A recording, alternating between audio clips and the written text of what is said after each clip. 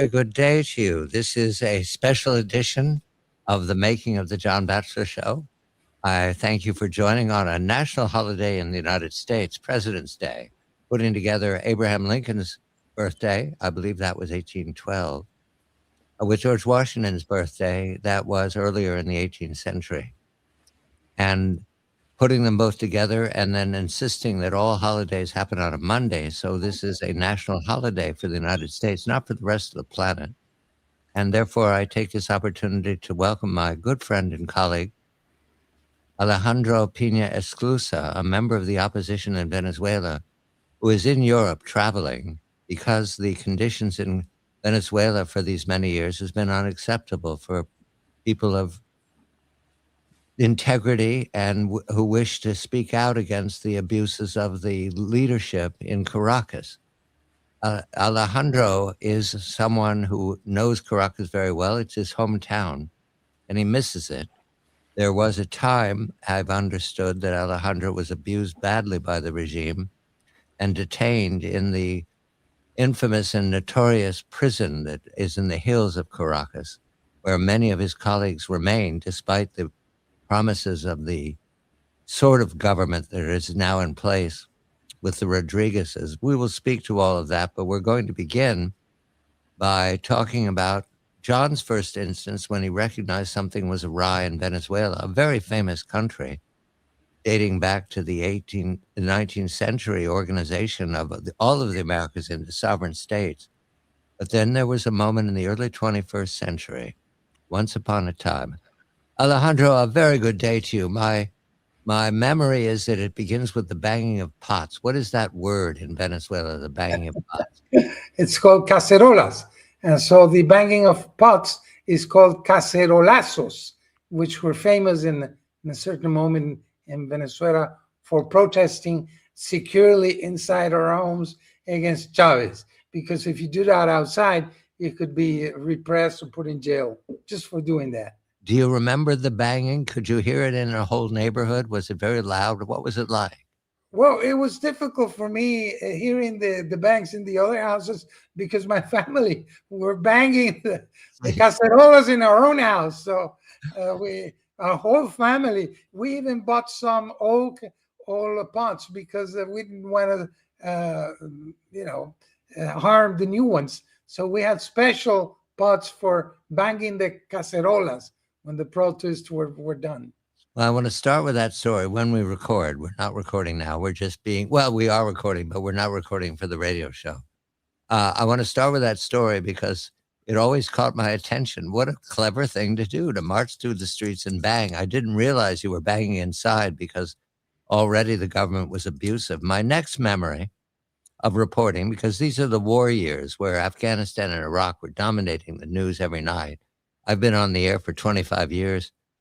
And so I've been through a lot of war fighting, and Venezuela was always around the edges. I didn't ever focus on it until the most recent iteration of protest led by your colleagues and you in the opposition. The next instance I can recall, and I'll tell this story when we're recording, is the early Obama administration. Mr. Obama went to a gathering in some fashion. I don't remember what it was, a gathering of either Caribbean states or American states at a neutral place. I don't remember where it was. It was not Caracas. It was not Washington. It was somewhere else. And the way they arranged presidential appearances, there was a moment where Mr. Obama came together with then President Chavez, and they either shook hands or exchanged greetings in some fashion. And that was said to be an outreach to your nation by the Obama administration. Do you recall that episode, or was it just a minor matter in the Washington? I think I recall it. I think it was in Panama, and he didn't also shook hands with Chavez, but with Raúl Castro as well. Because it was a meeting of the Americas, the American different countries of the Americas. And that was the time, I believe, when the Sao Paulo Forum had 14 presidents at the same time, simultaneously. So they had a lot of power. And Lula said to Obama, listen, I'll take care of this neighborhood. You have to just shake hands with some of them and in order not to have a, let's say, a fight between socialism and capitalism, but let's work together somehow. Good. Those are the two stories I'll tell, and then we'll follow your timeline about what happened afterwards, because very inexact. Chavez's illness, Chavez's treatment in Havana, I lost track. And I lost track entirely of the tension over these last years. So we'll tell the story. Once upon a time in Venezuela. I mentioned Venezuela is extremely famous for liberation. The liberation of many of the states of Latin America came late in the 19th century. And Venezuela was one of the leaders and often mentioned in the news in Washington. There was a President Castro, I believe, around the turn of the century. And I have a photograph of the Castro cabinet. President Castro, not Fidel Castro, the name Castro. Cipriano Castro. Yes, thank you. And I looked it up one time. It was always in the news in Washington. And the 20th century wars changed all that and made America Eastern regarding, in other words, European affairs and not American affairs. But during the 19th century, there was much attention to the organization of these new countries following the pattern of Washington and a man named Bolivar, who was liberating one at a time these states from the colonial masters in Europe. We will begin now, Alejandro, and tell the story. We'll have two segments, about 18, 19 minutes. And thank you very much. Here we go. 5, 4, 3. This is the making of the John Batchelor Show. This is what it looks like. 5, 4, 3, 2, 1. I'm John Batchelor. I welcome my good colleague, Alejandro Peña Esclusa, a member of the opposition, a geopolitical speaker, as well as a man who has helped me understand Venezuela's struggles these last years. He is in Europe traveling, and that is a consequence of the abuse of those who dissent from the Maduro regime. They need to either vacate their residence in Venezuela or face the backhand of the brutes in the palace in Caracas. We begin, however, with a story of my memory of the first time I knew there was trouble of some kind in Venezuela. Alejandro, a very good evening to you. It started with the banging of pots. You have a special name for that. And I remember reporting one night in New York and in the nation while I was talking about Afghanistan and Iraq and the fear of global conflict and the jihadists everywhere and people worried about their airplanes crashing. I remember the banging of pots, and I thought it was the strangest story. What was that? What is it called? And what does it now remember? Do you remember that protest? Who were you protesting? What were you protesting? Good day to you, Alejandro. Good day. Thank you, John. We were protesting against Hugo Chavez, and the name of it was cacerolazos, that kind of protest. It came from the cacerola, which is pot in Spanish. And I do remember very clearly because my family and I participated, all the neighborhoods all over Caracas. And the thing is that we did that inside our apartments because it was dangerous to protest outside in the streets. We also did that, but many people were killed or put in prison or repressed, persecuted. So the cacerolazos, the banging of pots inside of the apartments, was a way of hiding and at the same time protesting because the sound was enormous. It was extremely effective because it got my attention. I didn't understand it. I do now. I understand Chavez and Maduro. But the next instance I have is that Chavez had changed the Constitution so that he could be reelected several times. And I remember reporting that the election most recently was seen as illegitimate or not done correctly. However, the early Obama administration, I remember reporting a meeting between the new President Obama, this must be the winter or spring of 2009, and Chavez himself at a gathering of leaders. Do you recall that incident? And because it was important that Mr. Obama was making an outreach to Chavez. When was that, or approximately when was that? This was approximately in 2009. I think it was in Panama. it was this annual meetings of the Americas, of the government of the Americas, and Obama went to Panama, and he didn't only shake the hands of Hugo Chavez, but also of Raúl Castro. And I do remember that Lula, the founder of the Sao Paulo Forum, had talked to Obama, and he told him, let's make a deal. I'll keep the neighborhood quiet, but we have a good relation with all of us. So shake hands, and we'll try to work together somehow. This was the time when there were 14 acting presidents of the Sao Paulo Forums simultaneously, that is, socialist presidents, and the boss of all of them, or the leader, was and still is Lula da Silva, the founder of the Sao Paulo Forum, together with Fidel Castro, but Fidel Castro is not there anymore. Now we come to your story, Alejandro, about being a prominent member of the opposition, writing and speaking over these years. When did you first were aware, if you can recall, in this century, when it was no longer acceptable to stand by and watch the abuse of the Venezuelan people? Was there a moment? Was there an hour? Was there a speech that moved you into the opposition and made you very vulnerable to abuse? Yes, well, I'll start by saying very shortly that, believe it or not, I was born in the United States. Not only that, I was born in Washington, in what was known as the Walter Reed Hospital, as my father was working in the Venezuelan embassy. Then I returned to Washington, and I studied there high school, as my father he was military and a diplomat, and he became the military attaché for the Venezuelan embassy in Washington.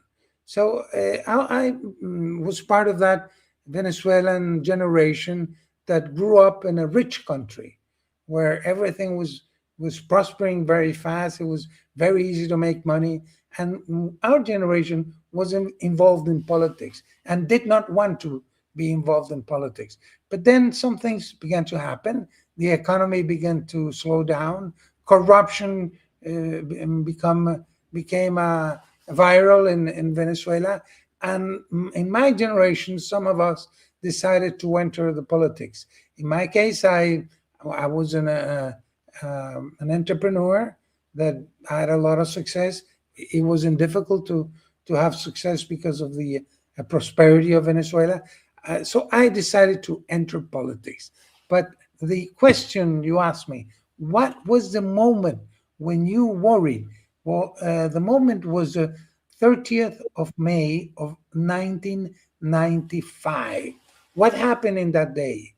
In that day, it happened that Hugo Chavez, who was put in prison after attempting 2 coups d'etat, not 1, 2, in the year 1992, he was released in the year 94. He then went to Cuba. He signed a deal struck a deal with Fidel Castro to work together. And then he went, John, to Montevideo, Uruguay, in May 1995, and he subscribed to the Sao Paulo Forum. Then I got worried. I said, this guy has no chance of becoming president of Venezuela. No way. By himself. But with the help of Fidel Castro, Lula da Silva, and all the members of the Sao Paulo Forum, he will become president of Venezuela, and he will use the Venezuelan oil to finance all his pals of the Sao Paulo Forum. So then I decided to enter fully in politics and to denounce the relationship, the alliance of Chavez with the Sao Paulo Forum. And this is how he became president in 1998. I was also presidential candidate. I knew I couldn't win, but I used my candidacy to warn the Venezuelans that if Chavez won the elections, then he would destroy the country, and that he would hand over our country to Cuba, which is exactly what happened. So when he became president, began the destruction of Venezuela. That is the late 20th century. And from there, we come to the question of your riches. Let's mention that, because Venezuela has more oil in reserve than I think the rest of the planet. It's a big number. Let's put it that way. Yes. And that oil is vital to the development of the Western Hemisphere and the world. It requires a special kind of refinery because of the kind of oil that it is.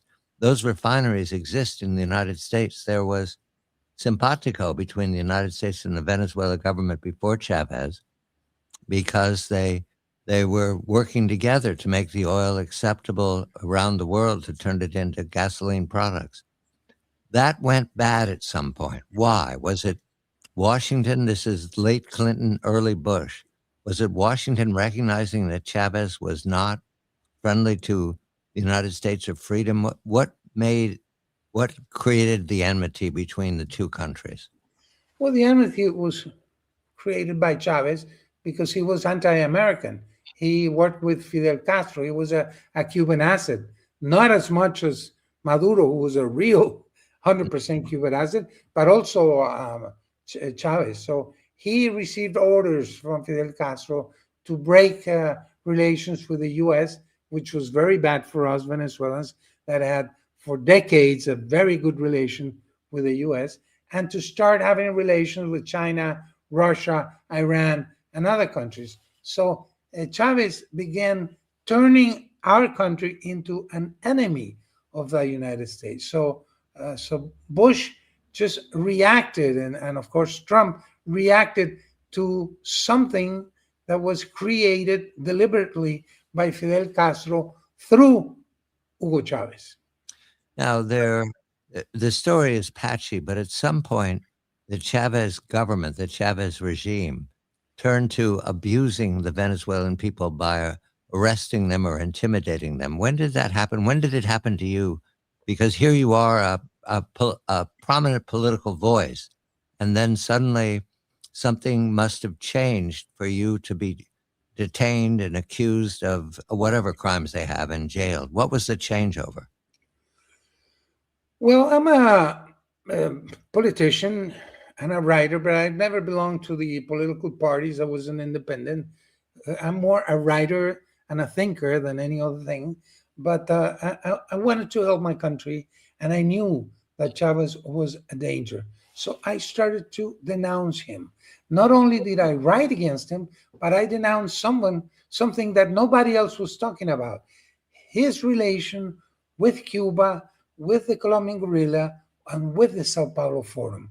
And I did this not only inside of Venezuela, but I began to travel all over Latin America to warn about the danger of the Sao Paulo Forum, an organization about which I've written 5 books, which have been published in several languages. So I wanted to tell you, John, that I was the first political prisoner in Venezuela. And the first time they put me in jail for a few days in 1990, in 2002. I was the first one. But then the situation began to degrade and became worse and worse. And then I was put in jail again by Hugo Chavez in El Helicoide, the most important political prison in Venezuela, high security prison. I was put there for 1 year, and then I was liberated with a lot of conditions. I couldn't write, I couldn't speak, I couldn't give interviews, I couldn't go to any political meetings, I couldn't travel out of the country, and I couldn't even bear a passport, which is something unconstitutional. I mean, you must have your ID, and a passport is an ID. So after that happened, I decided to escape from Venezuela with my wife. But before that, I sent my 3 girls, my 3 daughters out because they could be in danger if I escape and leave them in Venezuela. And then I went to Colombia and then to Europe, where I'm now. But during all these years, I haven't stopped denouncing first the Chavez and then the Maduro regime, and I denounced their relation not only to the Sao Paulo Forum, but to criminal organizations and the creation of the Cartel of the Suns. So doing politics in Venezuela was very dangerous, but it was necessary to do it in order to save our country. We'll move from the story of our Count of Monte Cristo, Alejandro Peña Esclusa, to the moment right now when young people are following the path that Alejandro created by opposing the regime in the open, speaking out. It's happening right now, according to a report from Europe. Alejandro Peña Esclusa, member of the opposition, presidential candidate once upon a time in Venezuela, now traveling in Europe. I'm John Batchelor. I'm John Batchelor with my good colleague Alejandro Peña Esclusa. He is traveling, he is in Europe, but we're speaking about the radicalization of people of Venezuela, recognizing that the Chavez regime was in league with bad actors continent-wide, the Sao Paulo Forum, and that freedom was disappearing with every day under Chavez, and that continued under Maduro after Chavez's very early death from cancer. And the ability of the Venezuelan people to speak out was extremely muffled by the jailing of so many members of the opposition. Alejandro was in a jail that was built, as I understand, a shopping mall once upon a time, but it's now a prison, a dungeon, a jail. But we go from there to, in Europe, he was able to speak out against the Maduro regime that followed the Chavez regime. Today, we have a headline in Venezuela from the Financial Times in Europe. Venezuelans celebrate first taste of reform. U.S. capture of leader Maduro has led to tentative hopes of democracy in the oil-rich nation. And there's a picture of very young Venezuelan people, college students, protesting with signs about the government that's in place in Caracas. Alejandro, these are your children. They're following the footsteps of you and your colleagues. What is that your opinion right now of their protest? Are they safe? Are they going to be abused? Speaking out with pictures of, there's photographs of everybody. Nobody's hiding their faces. Are they in danger, or have things changed enough so that they can remain in freedom? I think they are in danger, and they're very brave because they know how repressive is our regime. But they also know, and the Venezuelans in general know, that the situation has changed after the capture of Nicolás Maduro. Let me tell you something, and John, not only to you, but to those journalists and people that think that Donald Trump intervened illegally in Venezuela. The capture of Maduro was the only thing that we were able to do in order to liberate our country. Everything else was tried. Dialogue, elections, negotiations, finding intermediate people to somehow find a solution for the Venezuelan problem, the humanitarian crisis, the crimes of against humanities perpetrated by Maduro and his regime, and everything failed. A few days before his capture, Maduro was offered by the Trump administration that he could leave willingly and that he wouldn't be persecuted, and he wouldn't accept it. Why he did not accept it? Why his capture was the only solution to this problem? Because Maduro was not independent. He, as I said many times in the past and in many speeches, Maduro is and was always a Cuban asset. Now we can demonstrate that. How? Because the 32 bodyguards that were taken out during the Operation Absolute Resolve, all of them resulted to be Cubans.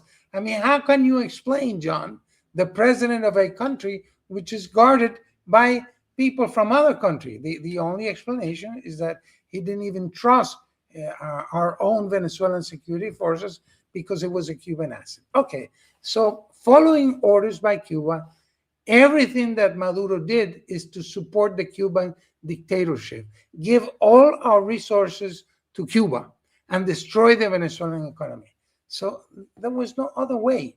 And besides, in terms of the United States, he had become the head of the most important drug cartel in the Western Hemisphere, the Cartel of the Suns. He was distributing with the Cartel of the Suns 20% of the cocaine that is consumed in the Western Hemisphere. So he became a threat to the security of the United States. If you add to that his relation to Cuba, China, Iran, Hamas, Hezbollah, and all that, there was no other choice but to capture him that way through that wonderful operation, Absolute Resolve.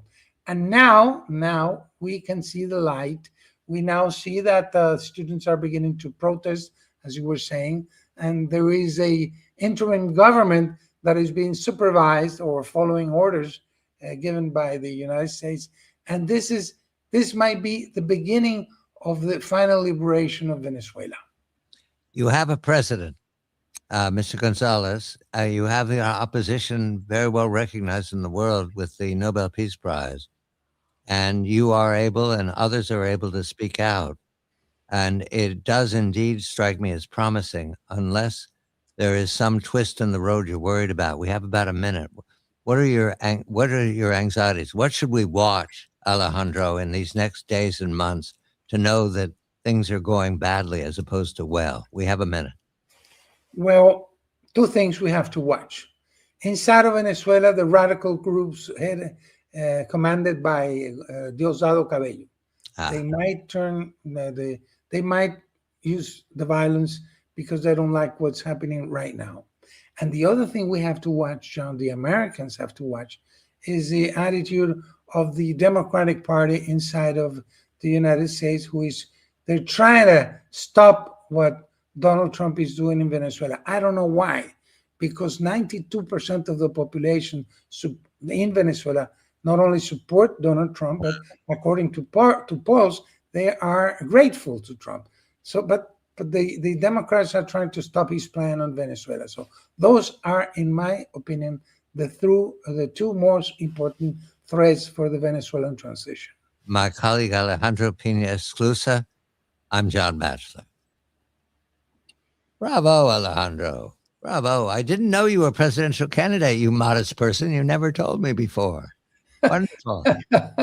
I was a minor presidential candidate, but it was a very good tool to denounce Hugo Chavez at that time.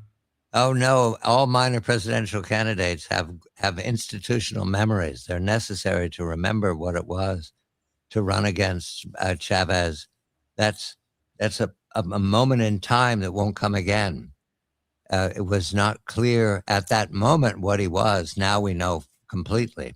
He was a tool. He was a tool of Lula da Silva and Fidel Castro, or the Castro. Well, I have the recordings of my interviews when I was very young as a presidential candidate, warning that this would happen. You're still a young man, Alejandro, so you don't get to be senior that quickly. Now, we've recorded for tomorrow night, and all is well.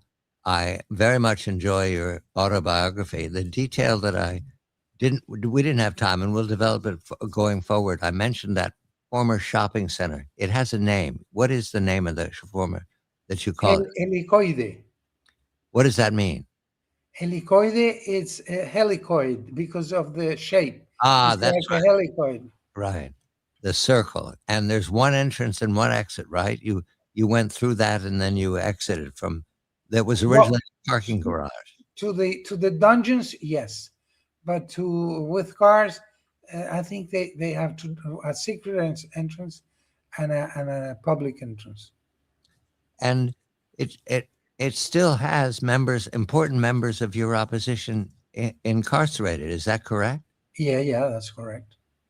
And some have been released, but not. You mentioned to me none of the major figures. Or there was recently that episode where a man was released and then immediately ordered into house arrest. Yes. They're starting to release some important figures, like that one that you're saying, Juan Pablo Guanipa. I see. And the Rodriguez, it's very difficult to trust them given that they are part of the racket that they were running about drugs. Which one should we watch, Dulce or Jorge? Who's more dangerous of the two of them? Well, they work together. They're brothers and sisters, and they're both very dangerous and very smart and educated, different to Nicolás Maduro, who was, as you said, a bus driver. These guys have studied in France. They have degrees in the universities. They're very intelligent and very evil. So we cannot trust them, but they're acting with a gun in their heads that the United States is pointing at them. And the expectation now is that we have a government. It was elected in 24. We have a government and ready to take control at the palace. In the event that that happens, what about the Rodriguezes? What about Diosdado Cabello? Will they stand for their crimes, or will they be forgiven in some fashion? In other words, countries have gone through this process before, and there's never one path that's successful. You can Yeah, have reconciliation, or you can have a prosecution. What are you expecting after? I think there's going to be a combination of both. I think that if Delcy Rodriguez behaves, she will be pardoned by the United States and she will be permitted to go to Qatar, where she has her money, and live there. As Maduro was, they proposed that to Maduro as well, but he didn't accept. And the case of Diosdado Cabello is more difficult because he's committed so many crimes and he has a bounty on his head, not as big as Maduro's, but he's in the same indictment as Maduro. So the Cabello situation is more difficult for him. But He's the one, maybe the Rodriguez will get away with it if they Minister, do their job. the Minister of Interior is Cabello, Yeah. and the Cubans are a major part of the problem. They've intimidated even your military is has been frightened of the Cubans. Is it Diaz Canal that we look to running that operation? Who has been running the Venezuelan operation out of Havana? Who's in charge of that? Do we know? Well, the Cuban regime. I don't know exactly who is if it's the intelligence G2 or whatever, but they're running the operation. Everything that has been done in Venezuela by Maduro, it was decided in Cuba. Now, Trump has ordered the Venezuelan interim government to expel the Cubans, and I understand that it's starting to happen. And Cuba is, by reports, watching their economy collapse and their ability to generate electricity collapse because they're not getting new shipments of oil. What is your expectation of what's going to happen in Cuba? They're also said to be negotiating, but I don't know who they're talking to. Yeah, it can be a negotiation with the U.S., which Trump is expert in doing. And if they don't, well, they will suffocate for lack of energy and other goods. Yes, and their crimes, the crimes that they committed in Venezuela, will they stand for those? Is that necessary for you people in Venezuela to have justice? Because they're responsible. They pulled the trigger. They're the murderers. Yeah, the thing is that the Cubans, not only in Venezuela but elsewhere, they've been very smart in not doing themselves the dirty job. They order someone else to do the dirty things, and there's no record of that. We know it happened, but it's not in a written form. There's no proof. But we know that Maduro is a Cuban asset. Maybe if he decides to talk and during the trial, Maduro, he will say how things function with Cuba. That would be great. But if he doesn't, we Venezuelans probably would be satisfied if the Venezuelan Chavista leadership are judged because of their crimes. More difficult to have justice in the Cuban intervention. I see. Also, I wanted to recover a fact that I've been reading about. In the 1940s, 1950s, 1960s, Venezuela was extremely prosperous. You mentioned as much. Yeah. Not only the oil money, but developing in all directions in the region and globally. And the education was first rate, and people were traveling widely. I have lots of photographs of assemblies, great promise of the Americas. In fact, I think at that point, Venezuela was the leading economy in the Americas. Is that Yes. accurate? Let me give you a personal experience. I graduated in the best university.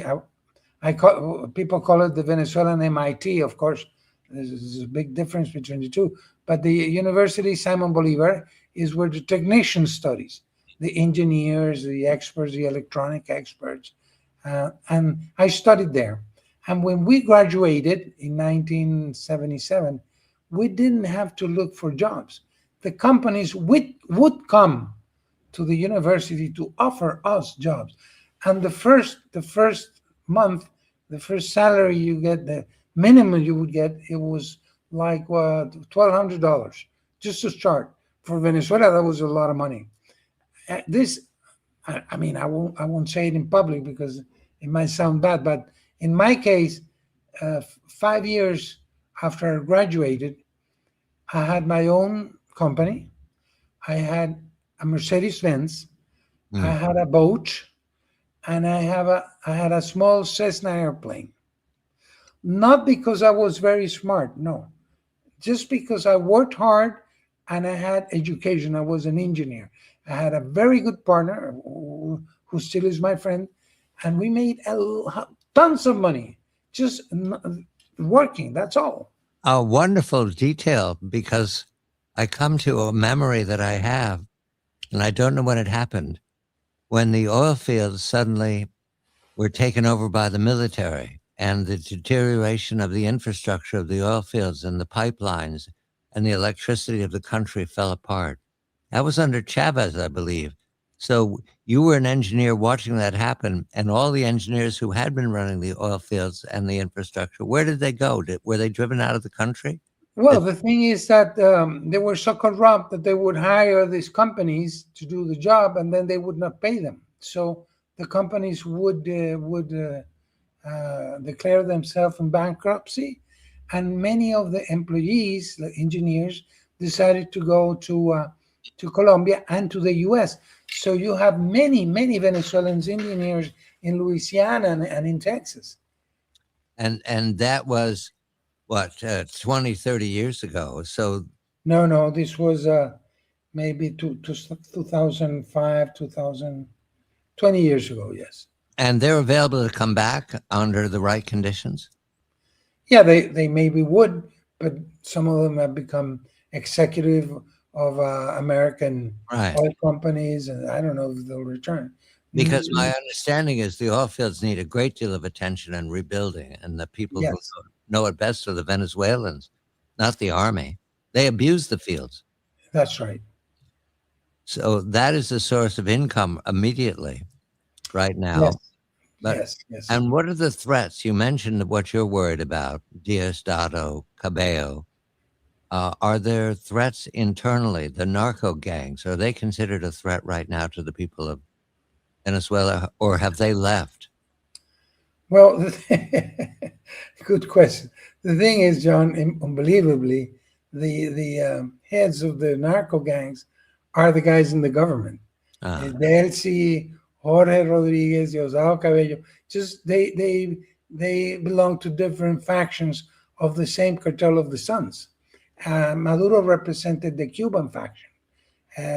Diosdado Cabello, the military faction with Vladimir Padrino, and the Rodriguez represented the socialist branch of the gang, because they are sons of a prominent socialist leader who fought against the dictatorship and was killed in jail.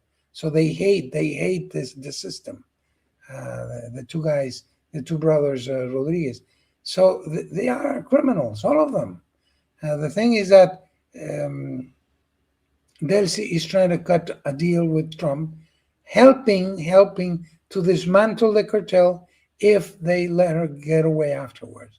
We don't know if that's going to work or not, but this is what is happening now, and Cabello does not like it a bit. Cabello is the one with the guns. Yes. And the prison and the detention. Are people still being arrested and disappearing, or has that stopped? It stopped, although the extortion has not stopped.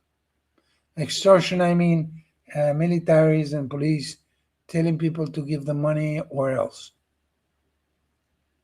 Oh, I see. Yes, that would work that way, because they're probably not being paid their salaries. What is the income of the regime right now? Is it drugs? Is that the money they're living with? Well, they used to live with drugs and oil, a little bit of oil, but they wouldn't use it for the population, but for themselves. That's why there's a humanitarian crisis. So what Rubio is trying to do is to, instead of giving the government, the regime, the money, they're buying things like medicines. They're bringing them to Caracas, and with the help of the American embassy, they're guaranteeing that these medicines go to the hospitals, and they are arriving to the hospital, according to the reports I have. So they're directing the revenues of the oil, which is somehow supervised by the U.S., into buying of American goods that are later distributed to the Venezuelan population. Let's talk about the children, the young people. This protest that we talked about, that's on the front page of the Venezuelan, of the FT, the grammar school, the youngest children, and the high schools and the colleges, are they back in taking classes, everything normal? I understand the teachers were very poorly paid. Yeah, everybody was very poorly paid. Pensions, medical employees, and teachers, yes, everybody was very poorly paid because of the inflation. And the inflation destroyed the salaries. But we're waiting to see how this new administration is going to work. Remember that Maduro was captured, let's say, 6 weeks ago or so. Right. But the schools are open again. People are going to school, or are the schools still closed? Well, they were always open, but they didn't work full time because teachers have to do something else to obtain their earnings. So they gave classes, let's say, a couple of days a week. I don't know if this has become better in the past few days, really. And I've reported that there's not food security in the nation, that there are places that don't have adequate supply of the right foods. Is that still true, or is the distributing getting better?